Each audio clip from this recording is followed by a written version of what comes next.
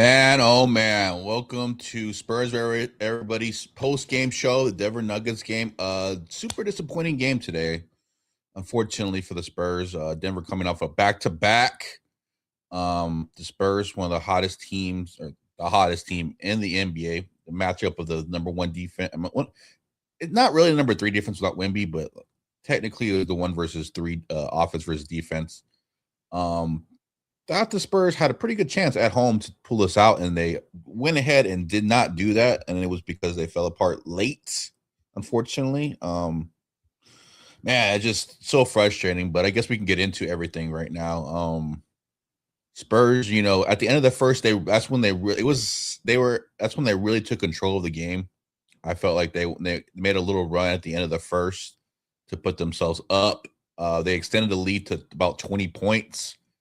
And every time Denver made a run, it seemed like the Spurs were able to hit a big shot. With a Champagne, Vassell, Castle hit a big shot. There were other people that hit big shots during Denver's run. So I was like, all right, this feels like a game where like, yeah, Denver's going to make their runs, but they're not going to be able to get over the hump to actually beat the Spurs, because our players were hitting clutch baskets to keep the momentum back on our side. So it just kept going down and down and down. And in the fourth quarter, Murray just got really hot.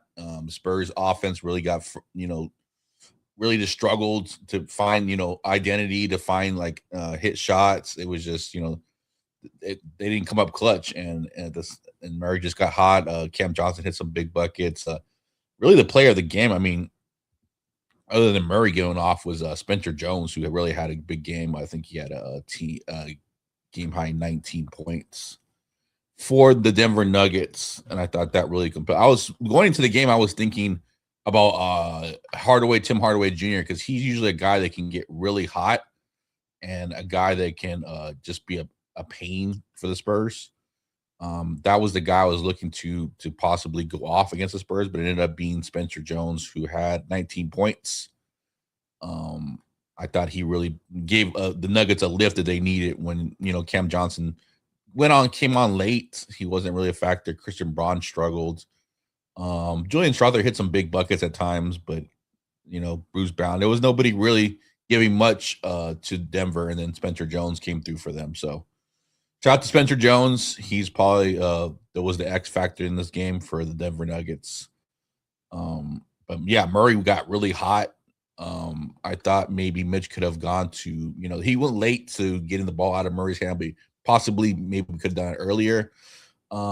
Mitch got a little cute with Keldon on Jokic. I thought that's something you can do during the game. Like during the game, they buy you some minutes, but I don't think you want to necessarily do that in the clutch time or at the end of the games. So I didn't really like that move. What else did I not like? Taking Fox out of about the 4-minute mark, 4:40 mark, somewhere around that period, was also questionable. I would like to see him on the court, to go ahead and make, even though he was kind of like, he was making he started making buckets, but he also started making a little more mistakes. But taking him out at the 4:40 mark was a little questionable for me. Probably would have kept him in there.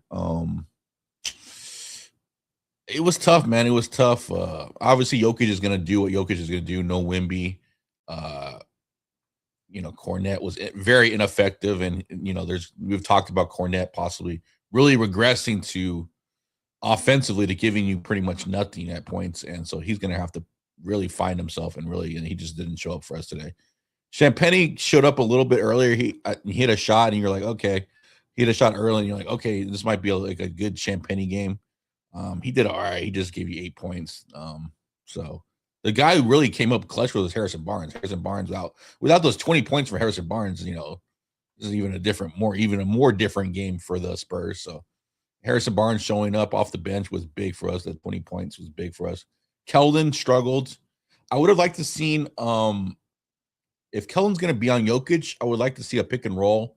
Let Keldon roll to the basket, use his finishing ability and his touch within the lane to get buckets. We've seen it before during the season. I can't remember the centers that he's been on, but when Keldon is involved in the pick and roll and he's the roll man, I think he's highly effective. So I thought with Jokic on him, I thought they could have run a pick and roll, and they could have got a switch with De'Aaron on Jokic, and I thought that would have been an advantage for us.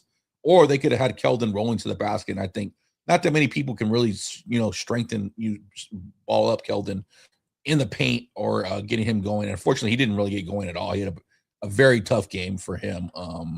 Let's see, he's 5 points, 2 of 12, 1 of 5 from the 3-point line. He is dealing with that little bit of a shoulder injury. So I give him a little bit of a break, but I thought, Mitch could have put him in a better position. Carter Bryant had a questionable 9 minutes. If he scored, give you 10 points in those 9 minutes. I don't know why, but we wouldn't have seen more from him. I think because Harrison Barnes is cooking. Obviously, Keldon, they're going to trust Keldon to come through. So maybe the minutes were a question mark with everybody available. But yeah, Carter Bryant looks good. He was going downhill using his strength to finish, using his footwork in the paint to finish. Those were good signs going forward for him because he cannot just rely on catch and shooting. He's going to have to attack the basket, much like we've seen with Julian Champagny. You're going to have to get downhill and make decisions and finish at the rim. And so it was good seeing that from him. Fox, questionable shot selection. I think that's something we'll always say about Fox at times is like, maybe we could get a better shot. Questionable turnovers at times. But he had 27 points overall, 9 assists. So he's coming through. I think the last 4 or 5 games, he's come through averaging over 23 points a game. He's starting to roll into form. So that's good, a good sign for him. Castle really had a great game all throughout the game. He was able to bully a lot of the guards. He bullied Murray, he bullied Christian Braun. He was able to rack up some points. Free throws a lot. 12. He went to the line 13 times. I mean, got 13 free throws. So he definitely was able to get bully people and use his strength. So that was a good sign. He had some clutch 3. Like there was a big 3 hit, and there was a big 3 hit to break up a Denver run, I thought. So overall, good quality game from Castle, even though he was a negative 11. That's more of a detriment to like the lineup situations and stuff like that. I thought overall he played well. I think he gave Murray a little bit of trouble early on until Murray really got going. And he was getting and he started getting switches on Keldon or Fox, or he was just able to get his shot off, and he's an incredible shot maker. So nothing much you could do about that. Mason Plumlee, my boy Marshall was interested in what Mason Plumlee would give us, and without Wemby, now you're going to your second and third centers, and so I wanted to see what that was going to be about. Plumlee looked like he was able to use his hands. Obviously, when you get older, your athleticism and your lateral abilities are probably going to be the first thing to go. So you're going to have to be really smart with your hands, and he was able to show that a little bit. He got like quality, decent minutes. They really relied on Keldon on Jokic, which really struggled at times, and Kornet giving you nothing. There was really nothing to do at the center position, so that was a big for the Nuggets. We talked about Spencer Jones being really the X factor for them. Obviously, Jokic is going to put up, who did he put up? 30 and 20 rebounds, he almost had 30, 20, 20, or like 12 assists. Like this is crazy, just numbers for him. But yeah, Murray was the killer down the stretch. He just really got going, and that was it, man. We just missed shots. We looked discombobulated at times in the clutch. Let's see. We got comments. Let's see what we got. Spencer Jones was a difference maker for the Nuggets. Yeah, definitely. Oh, my boy Marshall. Shout out to Marsh. I think that's Marsh.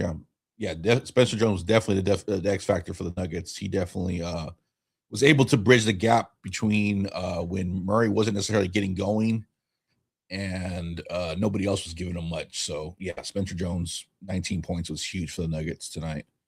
Mason Plumlee did. Yeah. I mean, he showed his hands. He's still probably rounding into shape. He's still trying to get familiar with things. I don't know how much he's going to play, just obviously because Wemby's not here. He's going to get some minutes as a little bit of third center. But, I mean, it is what I don't have high expectations for him. So it is what it is. I don't expect him to do, but yeah. What else? Key points during the game, and Strother hit some clutch buckets that came through for them. He had 10 points overall. Tyus Jones, that was an interesting pickup. He didn't really do nothing. He had 3 minutes. He doesn't look the same since the Memphis days, to be honest with you. He's been bouncing around the league, which is very surprising because at one time he was regarded as probably one of the better, along with his brother, the better backup point guards in the league. So for him to decline is pretty bad. But yeah, tough loss to the Nuggets, man. Back to back, no Aaron Gordon, no Peyton Watson for them. They were just able to execute, get their buckets. Obviously, they have a known 2-man game that's racking up all time numbers. Long term. I think they put a graphic up. It's right there with getting close to Tim and Tony and Steph and Draymond. So they're definitely inching their way up. But yeah, this is one of the teams the Spurs will have to go through in the West unless they match up differently. I don't know. I have to look at the way the standings are, but they could be on a collision course. And this is a team that I probably the most scared of, I guess. I mean, if they're fully healthy and ready to go, just because you just have chemistry between Jokic and Murray. They're talented players. So we'll see. But this is one of those games where there's a head scratch. Like, really, we lost this one 17-1. This is the one we're going to lose. Unfortunately, that's what the way the regular season goes. Unexpected wins and losses, but just a heartbreaker, man. At home, like I said, back to back. Spurs were rested. They're feeling themselves. It was good to see Dylan Harper. Luckily, he got Rookie of the Month. So shout out to Dylan Harper. Forgot to tell about that. He got the Rookie of the Month, 13 points, 6 of 12 from the field. He banged his ankle up, which I was really nervous about, but he was able to stay. He went to the bench, but then he came back into the game, so he looked okay. Luckily, I thought he was going to be an injury, so thankfully. But Dylan Harper has been showing up. Probably off. So he got Rookie of the Month. That was great. Also, Steph Castle shooting wise from 3-point liner is definitely something to highlight. 4 of 8 from the 3-point line. I think he's shooting 39% since February. I believe that's the overall the graphic was about. So he's definitely raised his 3-point percentage. He had some big threes that we needed. So shout out to Castle for coming through on that. We talked about Harrison Barnes, giving some energy that we definitely needed because Keldon was definitely not usually the guy that gives you the points and the energy and stuff like that. He's just not effective tonight. Unfortunately, a lot had to do with probably guarding Jokic, just having to be that physical with him. But everybody kind of picked it up for him. Barnes 20, Carter Bryant 10, Dylan Harper 13. So all in all, the number one offense was able to pull it out, even though they let's see, 3-pointer. What was the 3-point defense? Yeah, we shot 9. We shot 19. We made 19 threes. They made 13. So, yeah, just one of those head scratching games. You're gonna look back and say, we probably should have pulled this one out. But also, you kind of balance it out with like the comeback against the Clippers. So it is what it is. But yeah, Harrison Barnes is my player of the game. The player of the game. Player of the game for the Spurs. I thought he really came through clutch for us. Maybe Steph Castle. I'd probably go to Steph Castle too. But I like Harrison Barnes. Having a bounce back game has kind of been really struggling for the Spurs. He's been booted to the bench. But the 20 points was definitely needed. And obviously for the Nuggets, it's going to be Spencer Jones. 19 points, 8 of 13 for the field, 3 of 6 from the free throw for the 3-point line, plus 14 overall, second highest to Christian Braun. Interesting plus minus situation. But yeah, so the Spurs fall 136 to 131. They will be playing. I think I forgot. I know I went. We win them all, so I don't remember. Oh yeah, Marshall had the loss to the Nuggets, so he definitely got that one right. I forgot what the other one. I think he lost to Phoenix too. So we'll see if Marshall can pull through. Didn't see anybody comment their predictions, but in the comment section. But if you want to do it now, you can go ahead and do it now, or when the video ends, you can go ahead and do it now. But yeah, not much more to say on this one. Kind of a quick wrap up. I don't want to make it too long because I don't have a partner, so I can just freestyle it real quick. Charlotte Hornets are next. LA Clippers, Sacramento, and Phoenix will round out all the games that we predicted. But yeah, no Wemby, which is very surprising. Wemby obviously possibly ankle injuries. Yeah, the Hornets are next. Wimby having, the ankle situation 50-50, his 50-50 play. I expect him to play next game, but we'll see. He'll have to test it out, and they'll see. The Spurs will obviously be very cautious with him, but I probably gonna say we see him play, but who knows with the medical staff? I mean, maybe they want to rest him for the next couple games, at least next 1 or 2 games. Make sure he's 100%, because at this point you're just trying to keep healthy and make it, build some chemistry and make it to the playoffs. So we'll see what the Spurs do, but yeah, man, interesting game. Don't really have much on around the league right now. So that's about it. If anybody has any questions, if not, make sure you like, comment, and subscribe to the channel on YouTube. We have Instagram, Twitter, other social media. So if you go out there and subscribe, OKC won a close game. Yeah, I think didn't Shea beat Wilt Chamberlain's all-time record of 20-point games? I think that was a thing. For how many games it was, 127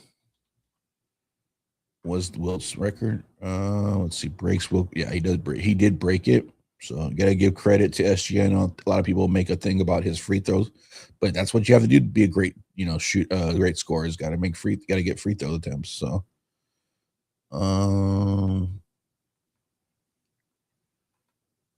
and that's a big record to pass. Wilt Chamberlain, I mean, obviously, is just a scoring machine in his era. Just create 126 games of 20 points or more. Oh no, Wilt had 126. Now Shea has 127 versus Boston. So, got to give SGA credit. He has a championship. He has that insane record. He's just building his accolades and his case for later down his road, his legacy. But he's going to have to win more championships, and the Spurs will be in the way of that. And I think they match up very well against OKC. So that's going to be a fun matchup in the playoffs. I can't wait to get hyped for that. So if that happens, yeah, Tatum didn't play. Obviously, he played against us, which was fun. I think Peyton Pritchard played it for the Boston Celtics, who didn't play for us. So overall, got to give credit to OKC and, Shea, whatever. But we'll see in the playoffs if that happens. But I'm planning on being y'all. So let's see. Don't do the Nuggets worry you long term? Fully healthy, yeah. The Nuggets do worry me fully healthy long term. I would feel even worse if Cam Johnson had been a really great pickup. Then I would have been super worried, but he has been kind of lackluster for them. But yeah, fully healthy. They have the chemistry. They have they have the togetherness. They have obviously Jokic and Jamal Murray. Obviously no Wimby, so it's a huge difference for the Spurs defensively, at the very least. But yeah, the way he can impact the game offensively too is a big thing. So, and then obviously the big change too is also Cornette is now your second center instead of your first center. So it's and Plumlee's not and Keldon aren't your second centers in that situation either. So that makes the ripple effect matters too. So that would be one of the teams that I am concerned about. We talked about that for a while. Is Denver is the one team that would be concerned about. Cornette looks horrible. Yeah, Cornette has definitely regressed. He's definitely not. I expected like a 10-10 games. I expected that pretty often, from him, and he's just not produced. I want to see what his overall season totals are. Like I said, it's an issue too. I mean, he's not really looking to score, but he's also our guards like to get play with the ball a lot and score a lot. It's not like, yeah, he's averaging 6 and 6, so probably want to get closer to 9 and 9, somewhere around there. I'd probably feel a lot better. But yeah, Cornette's going to have to pick it up. The pick and roll with him and Castle for the alley oops are money for him. He needs to hit that pop a shot like Jakob. Should be on the rebounding. So you love that. You love that Plumlee, dog. I'm telling you, your hopes are a little too high for Plumlee, but that's your guy. So we'll see if he gets any minutes with Wimby, possibly. But But yeah, we'll see what Plumlee can do long term for the Spurs. And they obviously feel better than him playing that third or fourth center than anybody else that we currently have on the roster. And like we talked about, we can't have Keldon be our third center, so or Harrison Barnes. So we'll see going forward. Let me know if you have any more comments or questions. Let's see what else happened around the league real quick. Mitch Johnson, I think he's second to JB Bickerstaff on the coach of the year, but I think I'd probably give it to Mitch if he's going to have the better record than Detroit. So that's interesting. Lakers are beating Chicago, which I don't know who's watching that, but yeah, cool. Phoenix versus Indiana, crazy matchup. Oh, DeJounte Murray, Spurs, DeJounte Murray goes crazy. It's a crossover on Jamal Shed and stares at him. I blame Paulo. This is all I blame Paulo. Like Paulo sort of swung on DeJounte and just beat him up. Like there's no way that disrespect started in the offseason with DeJounte. He has something to prove. Shout out to him. But yeah, that was a crazy moment in the NBA. But it's kind of fun. It's kind of fun at the same time, but also like somebody needs to swing on him at some point. Like you can't just be like letting him just bounce the ball off your head or crossing you over and staring at you like that. So, but yeah, that was fun. Mitch lineups are confusing. Maybe Keldon at center at times. Probably if you're not going to use him offensively, it's kind of confusing a little bit. We just have a lot of pieces. Just picking which one, and the Pelicans trying to make the plan. Yeah, trying to make the plan. The Pelicans are trying to be, to do the Pelican things. We'll see what happens to them long term. But yeah, just overall disappointing loss for the Spurs. But we're back at it, and all we care about is really the playoffs at this point. So, but this has been a fun Spurs versus everybody. I appreciate everybody coming through. Like I said, subscribe, like, comment, subscribe, and we'll see you next time. Bye-bye.